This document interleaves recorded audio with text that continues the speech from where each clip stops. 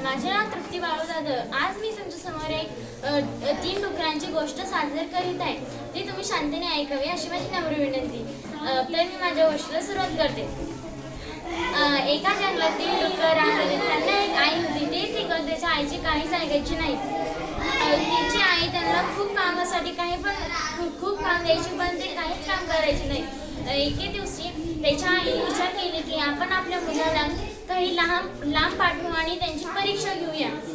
तर तिने तिच्या मुलांना आपल्या जवळ बोलवले आणि ती म्हणाली, तुम्ही थोड्या दिवसांसाठी काही दिवस लांब जा आणि तुमचं जर काही घर बनले, तुम्ही भविष्यात जर काही बनले तर मी तुम्हाला भेटायला येईल। तर मग त्या तिघांना तिच्या आईने जेवणमध्ये भाकरी आणि थोडे पैसे दिले। ते तिघे आपले पैसे घेऊन एका लांब जंगलात गेले आणि तिथे त्यांनी घर बांधायचे विचार केले।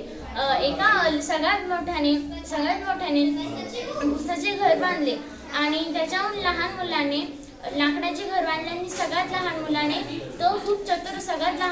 खूप चतुर होता। त्याने सिमेंटाचे घर बांधण्याचे विचार केले। त्या दोघांचे घर बांधले झाले, पण याचे सिमेंटाचे घर बांधले झाले नाही।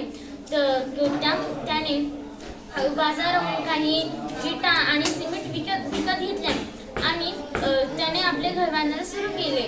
ते दोघं भाऊ त्याच्यावर हसत होते की तुझे घर अजून बांधले झाले नाही, आमचे तर झाले। तो म्हणाला, नाही मी बांधेन। मग त्याने घर बांधले। मग ते तिघे एके दिवस सहज खेळत होते। तिथे एक कोल्हा आला। तो म्हणाला, आता मी तुम्हाला तिघाला खाऊन घेईल। ते सगळेजण आपापल्या घरात जाऊन लपले। ज्या मुलाचे घर उसाचे होते त्याने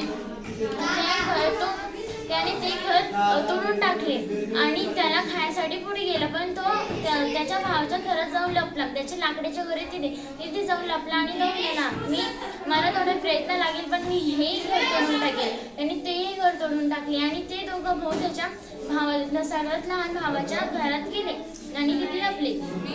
लांडगा म्हणाला, तुमचं घर सिमेंटचं आहे, पण दार तर लाकडाचंच आहे, ते मी तोडून टाकू शकतो। मग त्याने खूप प्रयत्न केले तोडायचे, पण तोडू शकला नाही। तो दार तोडू शकला नाही। मग तो म्हणाला, मग लहान भावाने ही चतुराई केली आणि त्या दारामागे सगळे जाड वस्तू, लाकडाच्या वस्तू तिथे जाऊन ठेवल्या। मग त्याने खूप प्रयत्न केले, पण ते घर तुटले नाही। मग त्याने पाहिले की वरून 2 रुपये